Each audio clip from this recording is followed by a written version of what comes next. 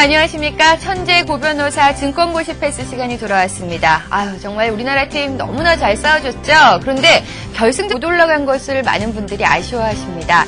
하지만요, 저희가 월드컵을 개최할 때 처음의 목표가 무엇이었을까 생각해본다면은 우리나라 팀의 월드컵 1승이었습니다. 그런데 이제는 4강까지 올라갔고 중결승전을 치르게 됐는데요. 사실 주식시장도 마찬가지인 것 같습니다. 여러분들이 주식을 시작할 때 어떤 생각으로 하셨는지 이 첫 마음을 생각을 한다면은 글쎄요, 조금은 심리적으로 안정되고 또 욕심도 좀 줄일 수가 있고 또 냉정하게 시장을 바라볼 수 있지 않을까 그런 생각이 듭니다. 첫 마음을 잃지 말자. 네, 꼭 기억해 주시고요. 자, 천재고변호사 증권고시 패스 오늘도 알찬 내용으로 준비했습니다. 함께 하실 분 모시겠습니다. 고승덕 변호사 나오셨습니다. 어서 오세요. 예. 안녕하십니까? 네. 자, 일단은 네. 심리적으로 많은 분들이 좀 불안한 시점인 것 같아요. 지금 네. 시장 상황이. 네. 이럴 때 정말 우리 투자자분들에게 꼭 해주고 싶은 말씀이 있다면 어떤 게 있을까요? 제가 이제 파동 원리를 신봉하는 사람이잖아요. 네. 그러니까 파동 원리를 보면 그 저점이 높아지는 게 상승의 충분 조건은 아니지만 필요 네. 조건이거든요. 예. 그래서 그 파동 저점이 높아지는 것을 기다려라 하시는 말씀을 제가 드리고 싶습니다. 네. 그러니까 절대 조급하게 생각하시지 마시고 예. 외바닥에서 잡는 게 참 위험한 일이잖아요. 그렇죠. 많은 분들이 혹시 감으로 너무 떨어졌으니까 이게 바닥이 아닐까 계속 지금 생각하다가 지금 주가는 하락하고 있는데요. 네. 외바닥은 사실 초보라든가 보통 사람들은 잡는 게 아니죠. 네. 그러니까 기다리는 게 실전의 기본이다 이런 말씀을 좀 드리고 싶습니다. 네. 일단은 지금 주식을 갖고 계신 분들이 훨씬 많으신데 이분들이 만약에 추가 매수를 하셔서 매수 단가를 낮춰놓고 싶으시다면 네. 지금이 아니라 바닥이 하나 더 높아졌을 때 그 네. 시점을 잡는 게 좋겠다 그런 그렇습니다. 말씀이시고요. 요즘 하도 시장이 이제 지금 2월 마지막 주인데요. 네. 시장이 이상하게 좀 불안하게 지금 진행되고 있잖아요. 그렇죠. 제가 한 2주 정도 이상 전에 네. 띄워놓은 글이 있어요. 예. 그게 이상하게 좀 묘하게 좀 맞아떨어지는 거거든요. 아, 저도 기억해요. 예. 예. 고승득 변호사께서 저희 방송 전에 이렇게 얘기를 나눌 때 네. 월봉상 봤을 때 720까지는 좀 하락하지 않겠느냐라고 네. 말씀을 해주셨거든요. 아무도 그때 그런 말씀 안 할 때죠. 그럼요. 그때는 네. 뭐 800, 780 이런 얘기들이 나왔을 때였죠. 그렇죠. 그때 이제 제가 어떤 감으로 말씀드린 게 아니죠. 예. 감으로 어떤 숫자가 나온다 그러면 그건 틀릴 가능성이 많죠. 네. 제가 이제 주식을 하면서 느낀 게 뭐냐면은 골프 할 때 잘 맞으려면 힘을 빼라는 말을 해요. 네. 사실 많은 분들이 골프를 안 하시니까 좀 죄송스러운 비유긴 한데 예. 그래서 골프에서도 힘 빼는데 3년 걸립니다. 네.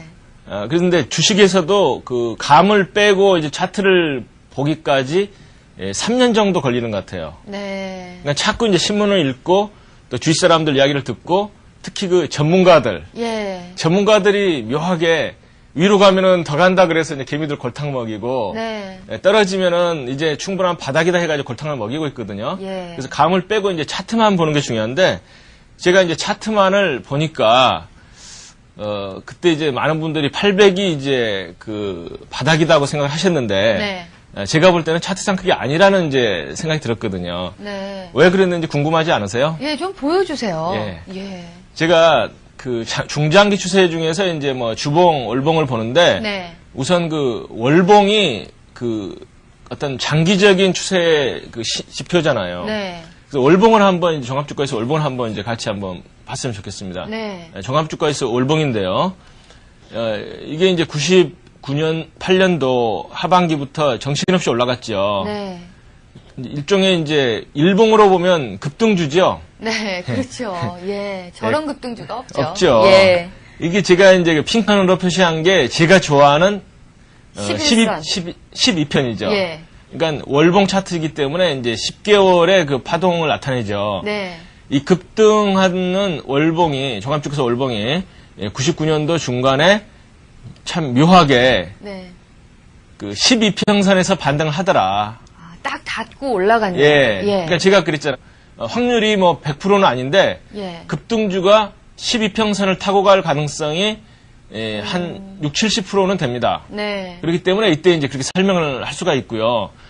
이게 지금 쌍바닥이 나오고 네. 역시 월봉이 작년 말부터 또 급등주의 패턴을 보여주고 있거든요. 예. 그러면 월봉이 급등주라면 반등은 12평선 부근에서 하지 않겠느냐. 네. 그럼 12평선 값이 얼마냐. 네. 그 값이 현재로서는 지금 717이 나왔는데요. 네. 그러니까 720 언저리가 그 어떤 기술적인 반등이 한번 나올 시점이 아니겠느냐. 네. 그러니까 확률상 여기까지는 떨어질 수 있다고 우리가 생각을 하자. 예. 그래서 제가 그때 이제 제시한 숫자가 730이었어요. 그러니까 네. 그때는 이제 월봉 12평선이 700한 2, 30 가는데 이게 떨어지고 있기 때문에 이제 사실 숫자는 더 줄어드는 거거든요. 네.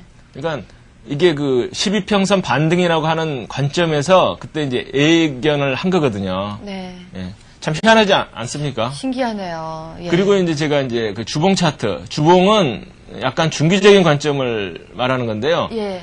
많은 분들이 이제 저한테 말씀을 하셔가지고, 제가 이 주봉을 또 보자. 왜냐면은 파동 원리가 뭐냐면 월봉보다는 주봉이 먼저 모습을 보여준다는 거거든요. 그렇겠죠. 근데 주봉에서 이 무렵에 제가 이제 많은 분들이 매수 시점을 물어보시더라고요. 예. 그래서 아직은 아니다. 왜냐? 역시 제가 좋아하는 12평선입니다. 네. 주봉도 어때요? 12평선을 타고 올라가죠. 네. 그러니까 참 신기한 거 아닙니까? 와, 신기하네요. 예, 중간에는 진짜. 참 신기하게 12평선을 타고 갔는데 네. 문제는 이제 고점이죠. 고점에서 이제 제가 뭐라고 말씀드렸냐면은 그 12평선 밑으로 내려왔던 주가가 네. 다시 올라가서 반등에 실패하고 12평선이라든가 22평선 네. 이제 요즘은 한 2, 3년 전까지만 해도 22평선이 중요했지만은 최근에 한 1년 반 전부터는 12평선이 결정적입니다. 네. 12평선 밑에 내려와가지고 22평선에서 반등은 나왔지만 네. 위로 올라가는데 실패했어요. 네. 12평선에 정확히 닿고 미끄러지는 이 모습 보세요. 2주 동안. 예. 그래서 이 모습을 보면서 만약에 여기서 밑으로 빠지면 급락이 나오고 네.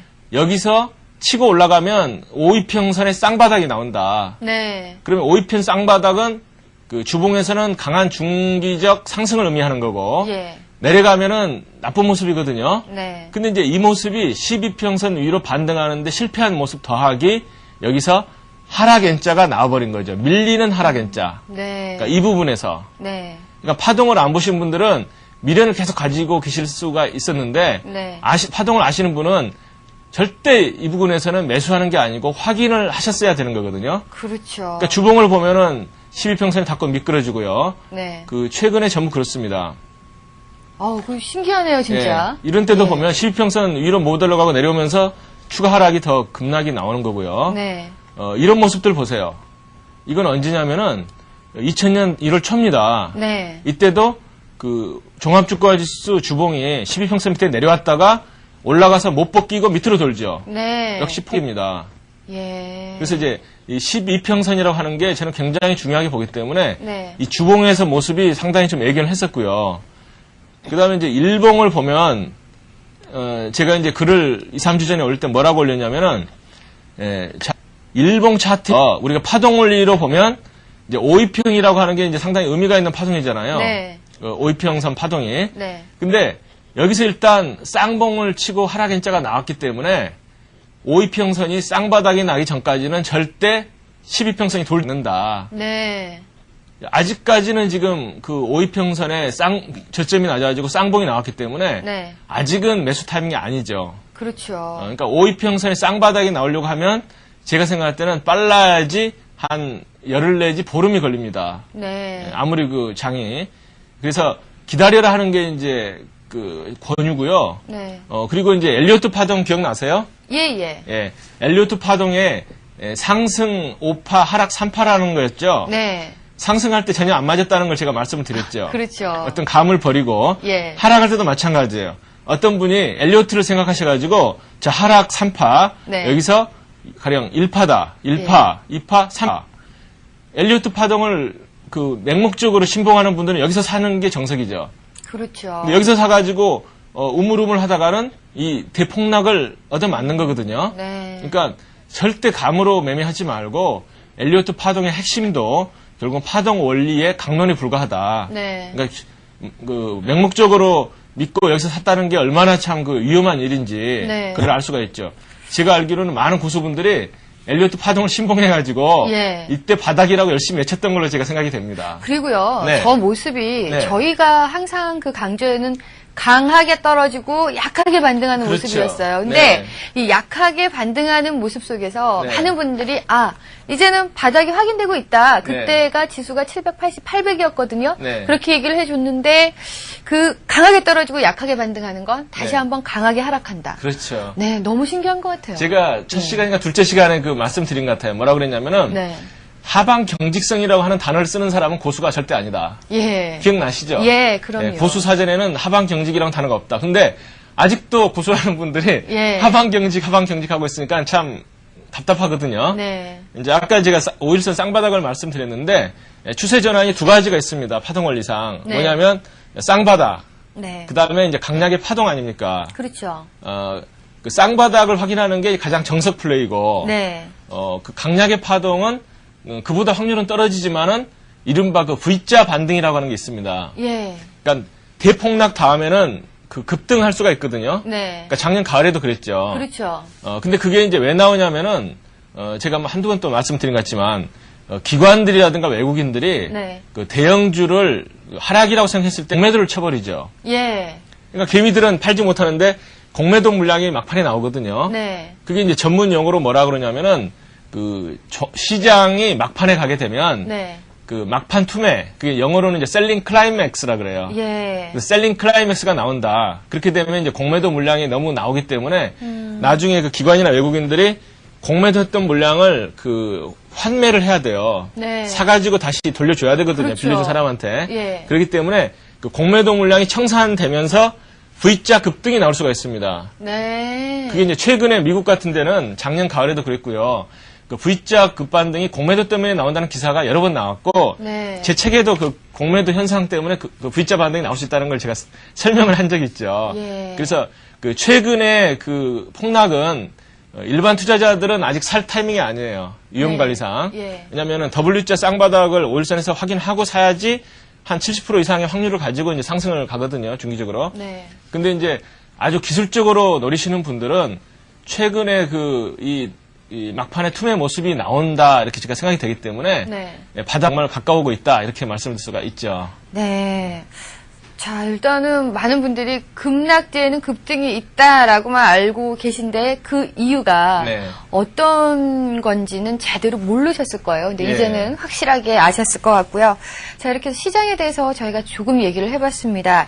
보니까 네. 급락이긴 하지만 네. 주봉이나 월봉상으로는 충분히 네. 어느 정도 예견할 수 있었던 것 같다라는 생각이 들어요. 그렇죠. 예. 감만 버렸으면 괜찮았습니다. 예. 그러니까 상식적으로 뭐 21선에서 반등한다거나 또는 뭐 61선 반등한다거나 이렇게 그 어떤 기술적 반등만 생각하신 분들은 네. 이번에 좀 손실을 많이 보셨고요. 예. 그 파동 원리, 그러니까 쌍바닥이 아니더라도 강한 하락 다음에 그 약한 반등은 의미가 없다는 거잖아요. 예.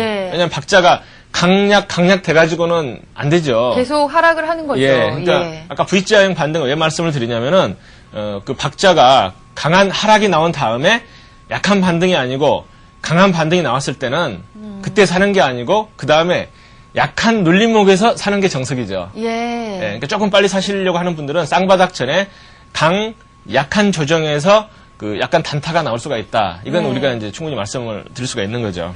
네. 자, 여러분들 시장에 대해서 조금 알아봤습니다. 일단은 이 파동 원리 그리고 감을 버려야 된다. 이럴 것이다라는 예상을 일단 버리시고 조금은 냉정하게 이 시장을 보시는 게 가장 중요하지 않을까 그런 생각이 듭니다. 네. 자, 이제 또 교재로 돌아와서 공부를 해야겠죠? 네. 예. 예, 오늘 이제 처음 말씀드릴 그 항목은 적산병, 흑산병에 관한 겁니다. 네. 이 적산병, 흑산병을 제가 이제 강조하는 이유가 뭐냐면 이것에 관한 미신을 너무 신봉하는 분들이 많아요. 예, 맞아요. 제가 주식을 처음 공부할 때 그 책들을 보니까 적산병은 바닥에서 나타나면 상승 전환의 신호고 네. 흑산병은 고점에서 나타나면 하락 전환의 신호다 이런 식으로 돼 있어요. 그렇죠. 예. 근데 제가 해보니까 확률이 네. 정말 그 원숭이하고 하는 거랑 별 차이가 없더라. 예. 그러니까 쉽게 말하면은 그것 믿고 주식하다가는 그 쪽박 찰 수가 있다는 거죠. 네. 그래서 이제 파동 원리를 무시하고 뭐 적산병, 흑산병, 그러니까 쉽게 말씀드리면은 그 양봉 숫자 음봉 숫자만 세고 계시면 제가 볼 때는 거꾸로 갈 가능성이 더 큽니다. 네. 그러니까 원리를 알고 보시라는 게 이제 그런 거거든요. 예. 그 최근에 가령 그 시장 종합주가지수 일봉을 한번 전부 띄워놓고 이제 보시면 좋은데요. 네. 우리나라 장은 비교적 성급한 장이라고 생각이 됩니다. 네. 그러니까 아무리 상승이 이제 대세라고 하더라도 양봉이 3개 또는 4개 나오면 눌릴 가능성이 굉장히 크죠. 그렇죠. 그 다음에 눌릴 때 보면은 또 음봉이 몇 개 나오고 또 이제 또 추세가 전환되는 거거든요. 네.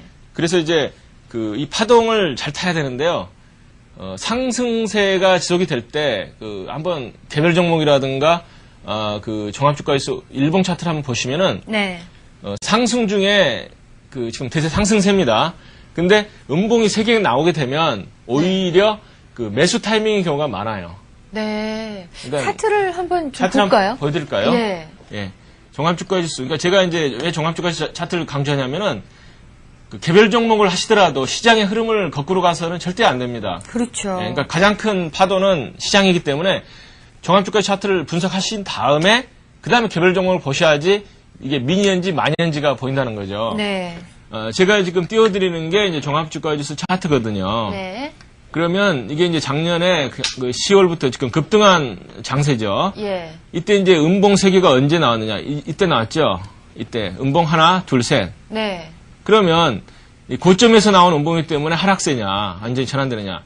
이때 파신 분들은 땅을 치죠. 그렇죠. 계속 올라가죠. 예. 그 다음에 이때도 어때요? 3개 나온 다음에 조정받고 또 올라가죠. 또 올라가네요. 예. 예. 이건 분명히 역산병인데 또 올라갑니다. 네. 그 다음에 이때도 보세요. 네. 음봉 3개 또 올라가죠. 예. 음봉 3개 올라가죠. 그러네요. 예. 그러니까 고점이라고 해가지고 음봉 3개가 하락되는 게 아니고요. 네. 반대로 이때 하락할 때 보세요. 음봉 3개 또는 이제 맥시멈 5개. 예. 이때는 이제 사실 속임수가 많았죠. 양봉이 1, 2, 3인데 예. 아침에 적산병이라고 생각하고 사신 분들은 쪽박을 차죠. 네. 예, 그러니까 하락이라고 하더라도 분명히 바닥인데 바닥이 1단계, 2단계, 3단계. 네. 그러니까 엘리어트 파동을 생각하신 분들은 봉파동상으로 1파, 2파 하니까 3봉이니까 완전히 이제 바닥 탈출했다 생각하실지 몰라도 예. 이때는 아침에는 적산병이지만 이건 눌림목이거든요. 네. 이때 사서 별로 재미가 없었죠. 예. 그러니까 이제 왜 이걸 말씀을 드리냐면은 하락이건 상승이건 간에 네. 흑산병, 적산병이라고 하는 것은 파동의 관점이 아니면 의미가 없다는 거죠. 예. 예. 그래서 제가 생각할 때는 단순 논리는 정말 위험합니다. 네. 아까 이제 종합주가 차트 보여드렸지만은 흑산병, 적산병 가지고 매매하신 분들은 완전히 그냥 냉탕온탕을 정확하게 왔다 갔다 하시는 거예요. 거의 반대로 매매를 예, 하셨겠네요. 예. 그러면 왜 일본에서 이제 사케다가 적산병, 흑산병을 이야기해가지고 굉장히 유명한 예. 사람이 됐죠. 그렇죠. 정말 신봉자들이 참 많은데, 네. 저도 참 사케다의 이론은 상당히 존중을 합니다. 네. 그렇지만 적산병, 흑산병은 파동을 무시하고는 의미가 없다. 그게 이제 무슨 말씀이냐면은 일단은 중요한 게 뭐냐면 강약의 파동입니다. 네. 그러니까 가령 적산병이 나올 때 그전에는 일단 하락세라는 게 전제가 되죠. 예. 그럼 하락세가 강한데 적산병이 약하게 한번 3개 나왔다고 해가지고 절대 매수 타이밍이 아니라는 거예요. 네. 그러니까 강한 하락 다음에 나오는 약한 적산병은 중간 분명히 눌렸다고 합니다. 네. 그 확률은 과거 차트를 보면 한 70% 정도 돼요. 네. 그러니까 강한 하락 다음에 파동이 약하게 상승한다는 것은 파동 원리상 의미가 없는 반등이다. 네. 그러니까 오히려 매도 타이밍이다 하는 걸 이제 알 수가 있는 거거든요. 예. 그래서 파동의 모습을 무시한 건 안 되고요. 그다음에 아까 상승세의 경우에는 강한 상승 다음에 약한 하락. 네. 그건 흑산병이 3개 나왔다고 하더라도 파동 원리상 강한 상승 다음에 나오는 약한 조정은 네. 오히려 매수 타이밍인 경우가 많죠. 네. 그래서 적산병, 흑산병을 보실 때 가장 중요한 건 뭐냐면 파동의 강약 포인트가 의미를 좌우를 합니다. 예. 자, 적산병, 흑산병 무조건 봉의 개수와 색깔에 따라서 매매를 하시는 것보다는 일단은 이 강하게 오르고 약하게 하락하고 강하게 오르고 네. 또 강하게 하락하고 약하게 반등하고 강하게 하락하고 네. 요거와 함께 보셔야지 된다. 네. 좀 기억을 해 두셔야 될 것 같고요. 그다음에 저희가 또 볼 것이 교재에서 보면 상승갭, 하락갭인데 네. 지금 현재 시장에서 하락을 하면서 갭을 동반하면서 급하게 하락을 했거든요. 네네. 이 부분이 굉장히 중요할 것 같아요, 지금. 예. 장중에는 갭 하락이나 갭 상승이 없죠, 장중에는. 그렇죠. 왜냐하면 한 눈금을 타고 올라가기 때문에 장중에는 갭이 나오는 게 사실상 불가능하다고 봐야 되겠죠. 네. 분봉 차트. 그렇지만 하루 장이 끝난 다음에 다음날 장이 시작할 때는 전날 그 나수닥 변수도 있고 네. 또 이제 그 세력이 아침부터 그 팔아대는 이제 그런 가능성이 있기 때문에 갭이 나오게 됩니다. 네. 근데 갭이 나올 때 제가 이제 그 박스권 돌파 매매법 기억하세요? 예. 그러니까 그 매매법이 4가지가 있다고 그랬죠, 제가. 네. 그러니까 뭐 우주라고 하기는 좀 뭐하고 네. 지구상에 알려진 매매법은 크게 4가지가 있는데 예.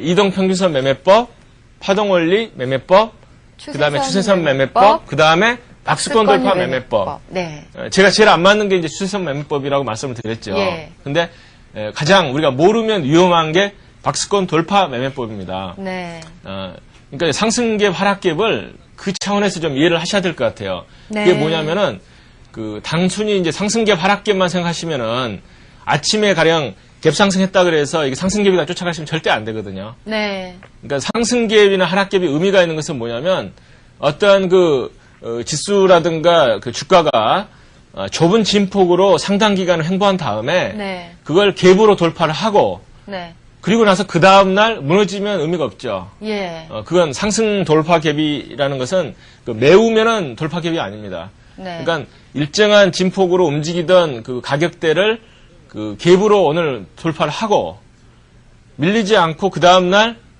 그 갭을 안 메우고 방향이 위로 선행하면 네. 그건 위로 갈 가능성이 크죠.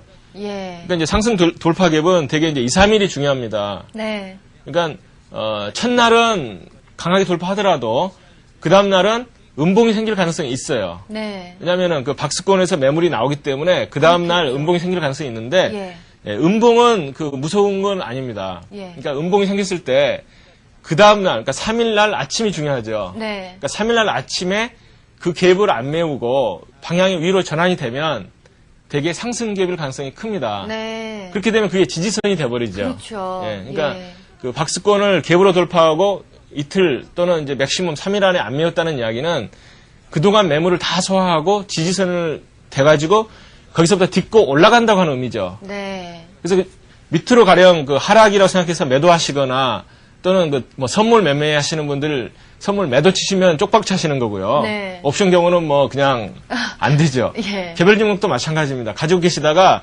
박스권을 돌파하니까 얼마나 답답하셨겠어요, 그동안. 그렇죠. 근데 상승갭이 나오게 되면 이제 가슴이 떨리죠. 네. 왜냐하면 상승갭은 강합니다. 네. 그 박스권 매물을 돌파하려면 그 세력이 붙어가지고 강하게 잡아당기지 않으면 예. 지지가 안 되거든요. 네. 그러니까 강하게 당기니까 그동안 단순히 뭐 하루에 뭐 1%, 2%가 오르내리다가 어느 날 아침에 갑자기 뭐 한 7% 이상 상승을 하면서 밀리지가 않고 위로 가니까 네. 개미분들은 그동안 참 그 억눌린 그 백성의 한이 맞아요. 팔이 다 풀리잖아요. 매도하고 싶죠, 그때. 그쵸? 예. 팔아버리면 화탈하게 되죠. 계속 위로 딛고 오니까. 그렇죠.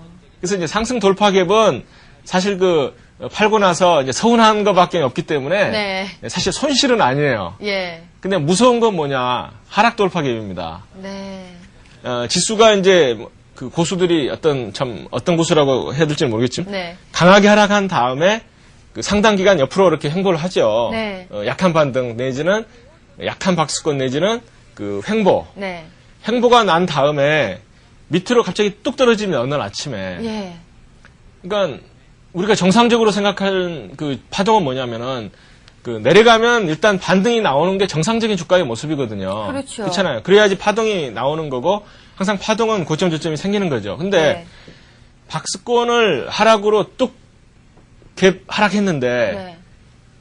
많은 사람들이 개미분들은 야 싸니까 사야 된다고 생각할 거예요. 예. 그럼 이제 하루아침에 가령 7, 8%가 떨어졌다 하게 되면 사고 싶죠. 사고 싶죠. 또 많은 경우에 우량주예요, 이게. 예. 뭐 신문에 좋다는 기사는 이미 다 나왔고. 네. 그러니까 이미 이제 우량주라고 마인드가 딱 돼 있는 상황에서 갑자기 하루아침에 7, 8%가 뚝 떨어진다. 네. 사고 싶은 게 개미의 심정입니다. 네. 그러면 그 사는 게 시장의 흐름이라고 하면 종목이 올라야 되죠. 네. 당연히 올라야 됩니다. 근데 개발하겠는데도 그날 계속 밑으로 내려가는 거예요. 음봉이에요. 예.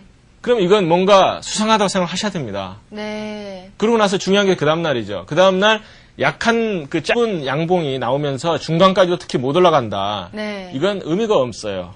어. 그리고 나서 이제 3일째 됐을 때 그 전혀 뭐 갭 메울 기미가 없다 하게 되면 방향은 밑이라고 사야 되는 거거든요. 네. 그래서 갭이 나오게 되면 그 상당 기간 그걸 저항선으로 해가지고 그 내려가게 됩니다. 네. 근데 이제 개미분들은 그 항상 싸다. 우량주인데 실적에 비해서 저평가다는 생각만 하시고 들어가기 때문에 추가 하락을 맞아가지고 항상 그 가슴을 치시는 경우가 너무 많죠. 네. 그렇게 본다면은 6월 마지막 주 수요일 날 네. 그 갭 하락으로 시작을 한 종합주가 지수 네. 큰 음봉이 나왔는데 네.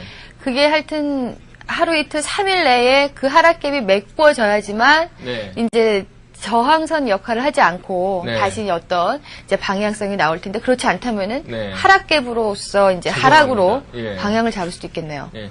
비행기 떨어지고 이제 어떤 교훈이 생겼냐면은 네. 하락갭이 나오고 나서 정말 한 20일 정도 예. 그걸 돌파를 못했죠. 예.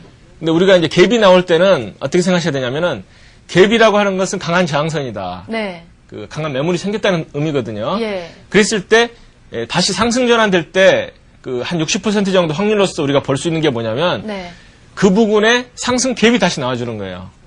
하락갭 부분에서 예. 다시 상승갭의 모습이 보여주는 예. 거.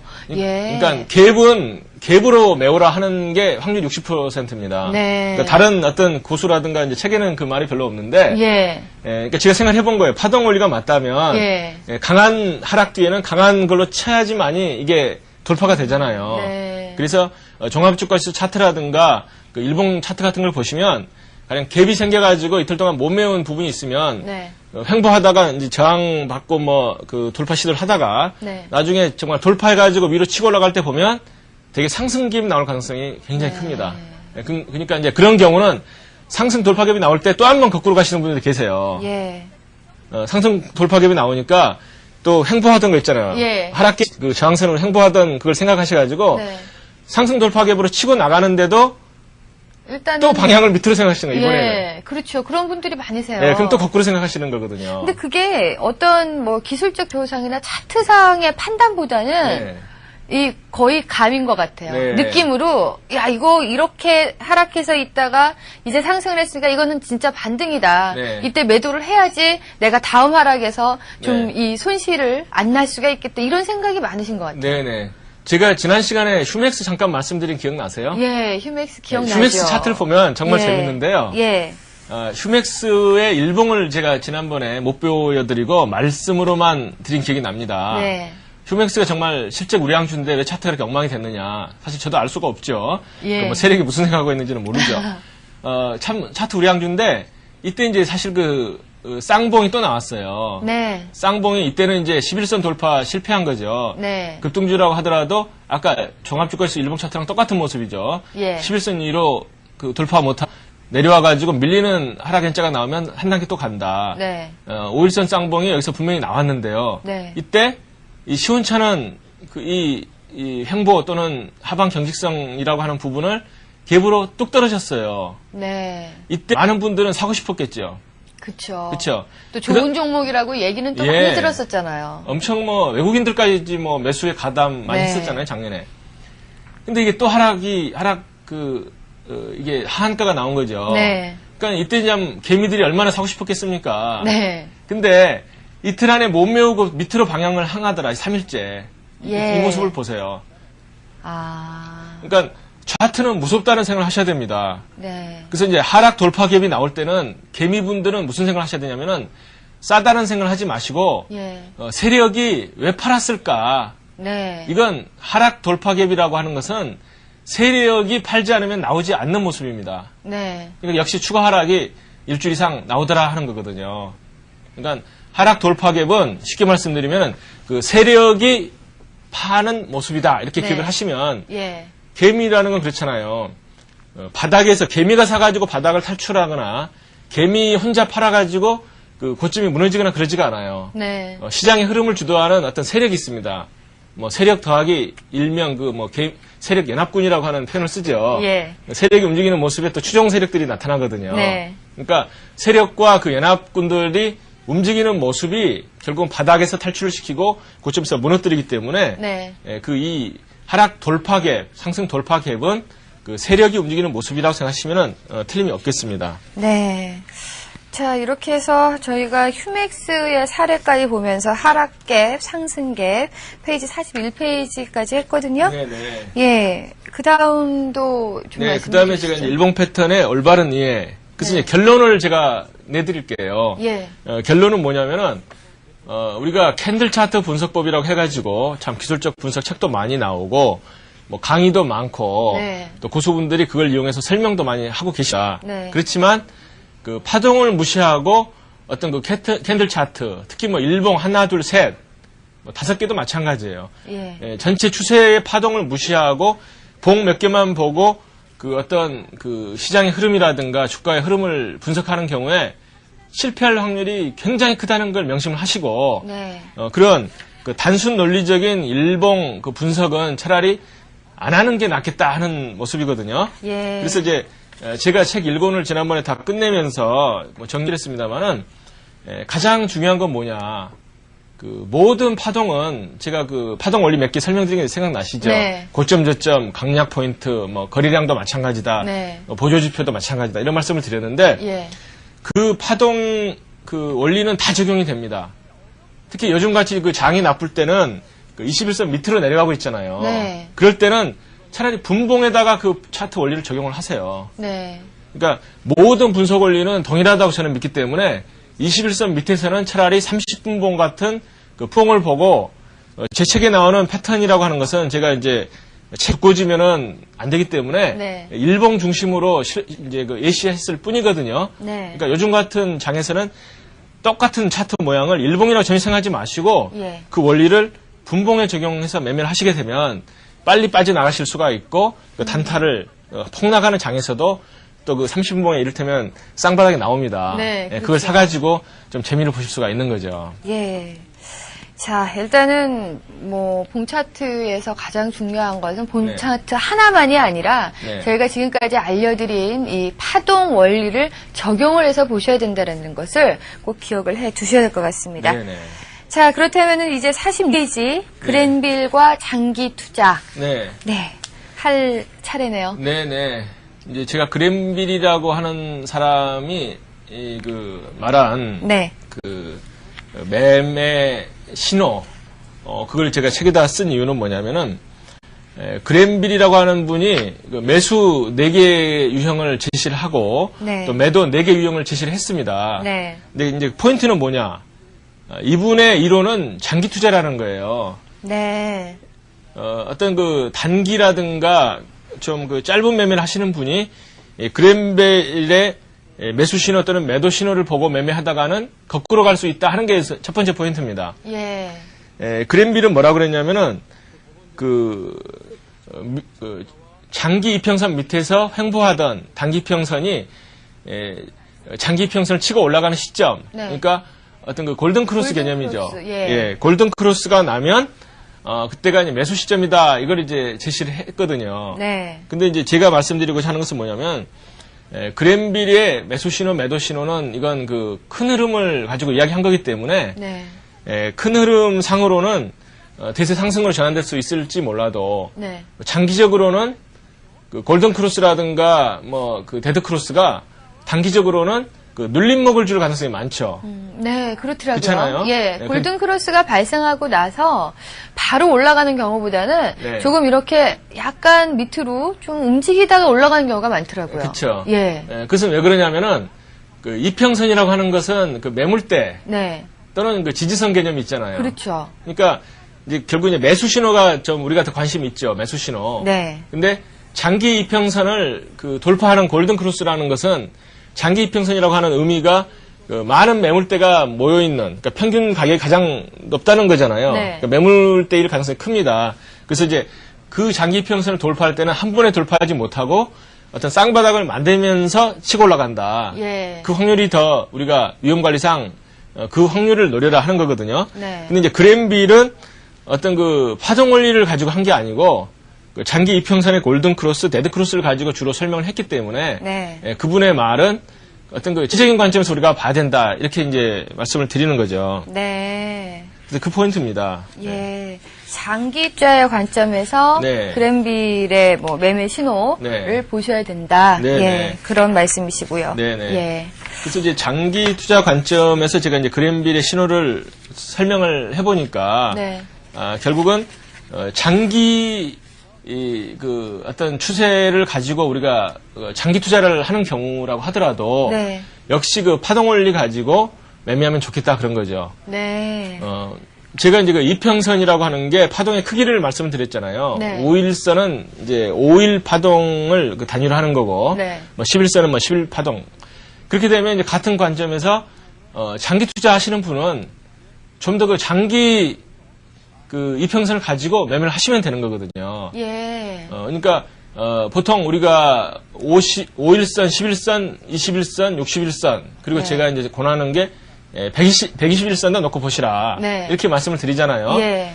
많은 분들이 61선까지만 이제 하시고 제가 지금 그 띄워드리는 차트도 보통 그 61선까지 많이 이제 띄워드렸죠. 네. 근데 장기 투자하시는 분이라면 그 121선을 놓고 보시라 하는 말씀을 꼭 드리고 싶습니다. 121선이요. 네네.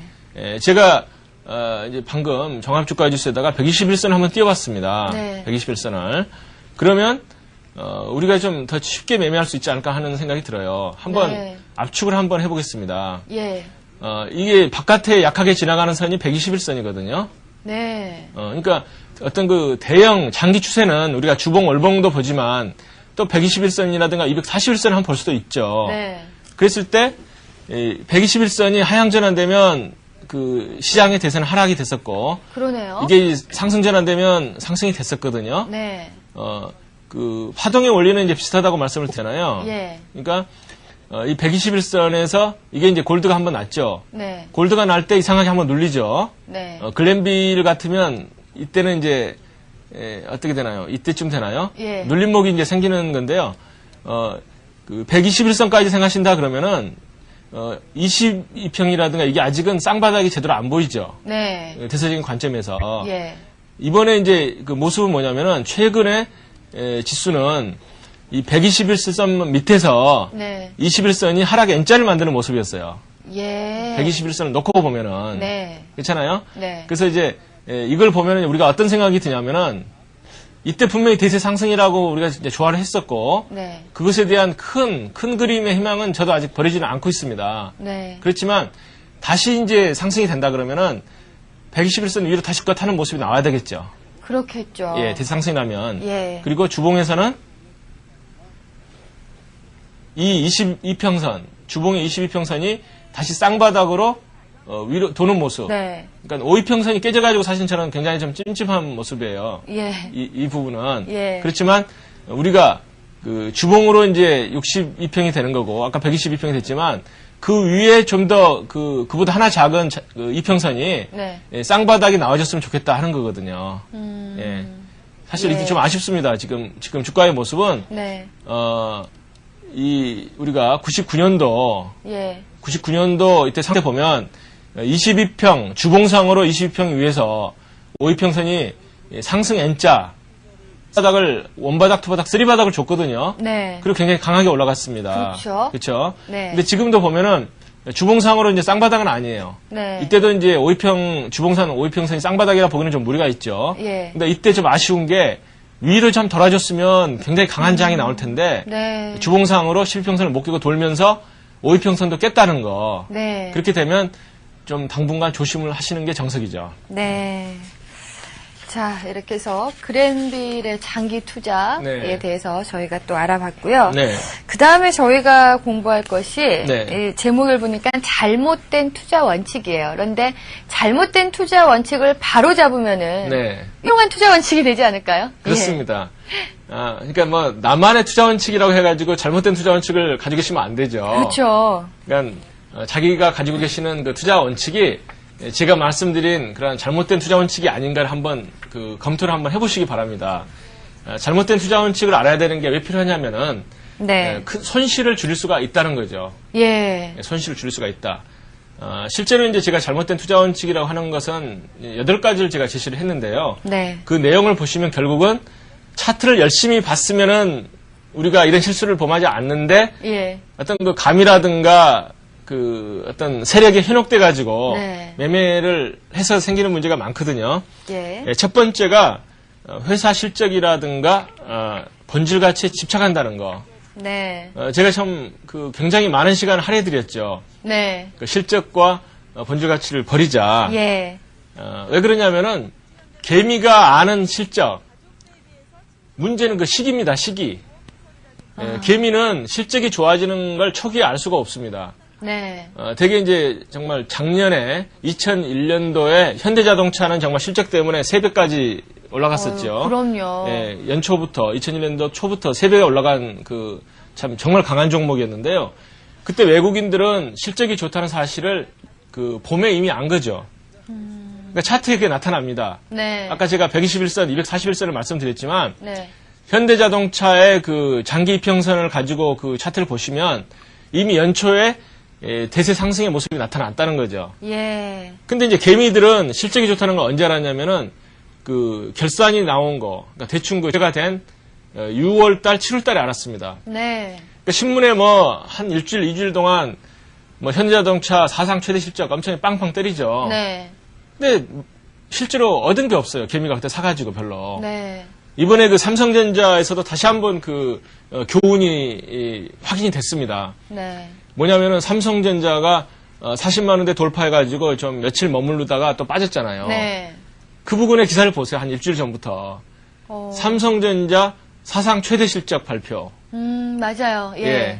그래서 제가 이제 책에다 쓰면은 사상 최대 실적 하면 무슨 생각이 드냐면 사상 최대 꼭지다. 예. 그러니까 사상 최대 실적이 발표가 되면 그 다음에 뭐가 나올지 저는 걱정이 됩니다. 네. 그보다 나은 게 나와야지 주가가 치고 올라갈 힘이 있는데. 맞아요. 예. 과연 뭐가 나오겠느냐. 뭐 월드컵도 마찬가지죠. 월드컵 때문에 경기장 다 건설했죠, 작년에. 네. 재작년에. 월드컵 경기장을 최근에 2, 3년에 다 지었잖아요. 그쵸. 그렇게 되면 월드컵만 생각하면 어떤 그 경기가 좀 위로 많이 치고 가야 될 것 같은데 예. 이미 그 기분 다 빠졌다는 거죠. 그러니까 항상 명심해야 될 게 우리가 알고 있는 실적이라든가 본질 가치 이런 건 이미 다 주가에 반영이 됐다. 네. 그렇기 때문에 그게 어떤 새로운 모멘텀이 절대 될 수가 없죠. 네. 그래서 역시 차트를 냉정하게 계속 봐야 된다 하는 게 역시 우리가 옳다는 걸 알 수가 있습니다. 예. 자, 여기 예에서는 지금 남선 알루미늄이 나왔거든요. 네네. 예. 그 그래프를 한번 보여주시면서 네. 좀 더 자세하게 말씀을 해주시죠. 제가 이제 책에다가 예시한 그 차트가 남성 알루미늄이거든요. 네. 차트 코드 번호 33220, 예. 33220인데요. 이게 상당히 좀 작전주예요. 네. 작전주. 뭐 금강원에도 뭐 그 적발이 안 된 그런 작전주인데요. 예. 제가 띄워놓은 차트는 이제 언제 모습이냐면은요. 네. 이게 2000년도 봄의 모습입니다. 4월부터 지금 4월 달까지 모습인데요. 어휴, 예. 이거 보세요. 세력이 아주 딱 붙여놨죠. 엄청나네요. 예, 이게 뭐 급등주 대표적인 걸로 뭐 보시는 분도 계실 수가 있는데 네. 몇 달간 밀집해서 한번 보여드리면 이제 더 잘 보이죠. 이건 뭐 완전히 개미들을 쥐어 짜가지고 네. 답하고 이제 이런 종목은 그냥 팔고 나서 쳐다보지도 말자 해서 이제 다 털게 한 다음에 네. 상한가를 한 달 거의 가까이 다 쳤죠. 대단하네요. 뭐 진짜. 점 상한가 치기도 하고 뭐 예. 세력이 뭐 물량을 다 들고 있으니까 뭐 개미 물량이 나올 수가 없죠. 네. 그러고 나서 이제 이렇게 쭉 팔아먹었던 거 아닙니까? 네. 근데 이 무렵에 무슨 일이 일어났냐면은 네. 그 실적이 발표가 된 거예요. 네. 주가가 그러니까 경상 이익이 네. 3,800% 올랐다. 그 예. 발표를 여기서 한 겁니다. 네. 그리고 나서 이제 좀 가관인 건 뭐냐면 회사가 중간에 이제 공시를 했어요. 네. 뭐라고 했냐면 그 주가 급등에 영향을 미칠 사항 없음. 네. 이게 이제 3월 22일 날 네. 이 부분에서 이제 공시를 한 겁니다, 회사가. 예. 근데 이제 막상 그 사상 최대 실적 비슷한 거겠죠. 3,800%의 그 실적 호전이 이때 나타났다는 거. 아유. 예. 신문에 보도가 된 거예요. 그러니까 개미들이 궁금하게 생각하다가 이때 다 몰려가가지고 참 이 밑에 물량은 뭡니까? 개미들의 그 한스러운 그 아유. 그 정말 물린 물량이잖아요. 너무하네요. 너무하죠. 예. 그러니까 이런 것들이 백주에 자행이 되고 있는데도 금감원에서는 뭐 적발을 안 하고 있죠. 그러니까 제가 책에다가 뭐 이 종목을 특별히 찝어서 뭐 나쁘다고 예시한 건 절대 아닙니다. 제 책의 포인트는 뭐냐면 네. 이런 것들이 그 차트를 보면 금방 잡아낼 수가 있어요. 그렇죠. 그러니까 차트 모양을 보고 그 실적 발표 시점을 확인해 보시면 꼭질 가능성이 굉장히 크거든요. 네. 그래서 제가 말씀드리고자 하는 포인트는 예. 그 고점에서 실적이 많이 발표가 되고 네. 개미들이 알 수 있는 정보는 그때 나오기 때문에 네. 그 어떤 실적이라든가 본질 가치에 절대 현혹되지 말라. 그리고 이제 주의하셔야 할 점이 어떤 게 있냐면은 차라리 그냥 신문에서 이를테면 남성 알미늄이 실적이 좋다 이렇게 딱 그 회사 기사만 나오면 네. 차라리 조심을 하죠. 네, 그렇죠. 예, 이건 뭔가 세력의 장난일 수 있다. 조심을 하는데 요즘 세력이 그렇게 멍청한 세력들이 아니에요. 예. 그러니까 어떻게 하냐면은 꼭 2등이나 3등으로 끼워 넣습니다. 네. 그러니까 분명히 작전하는 그 종목이 있는데 1등으로 발표하면 그 눈에 띄기 때문에 네. 그 실적 호전의 종목을 한 10종목 그 발표를 하면서 네. 그 중에 그 개미들이 사고 싶어 했던 종목들을 그 집어넣기 때문에 네. 그 신문을 열심히 읽는 그 개미분들 계시잖아요. 예. 그러니까 뭐 열심히 읽다 보면은 그 남성 알루미늄이라고 딱 찍지는 않았어요. 예. 근데 보면은 좋은 기사 속에 한 두 번째, 세 번째 이렇게 박혀 있는 거예요. 네. 3,800% 경상이익 호전. 그러면 이제 개미분들은 내가 열심히 기사를 읽어가지고 종목을 발굴했다 생각하지만 그건 세력이 노리는 바입니다. 속임수입니다. 네. 그래서 제가 말씀드리고자 하는 말은 뭐냐면은 어떤 그 뉴스를 보고 사가지고 그 돈 되는 정보가 없다 하는 거 기본적으로 그 마인드를 가지셔야 되거든요. 네. 그러니까 돈 되는 정보 가능성은 한 10% 정도 네. 그렇게 말씀을 드릴 수가 있거든요. 예. 그래서 제가 이제 책에다 쭉 쓴 사례들이 많아요. 네. 이런 것들이 뭐 그 어떤 다른 책에도 없이 제가 이제 그냥 뭐 아주 뭐 시간 많이 들이지도 않았습니다. 네. 종목에서 차트 보고 딱 검색해 보면 네. 그 문제 있는 것들이 많고 예. 특히 이제 제가 신성 ENG 케이스를 제가 책에다 들었습니다. 네. 그건 정말 가관이에요. 신성이인지요? 예.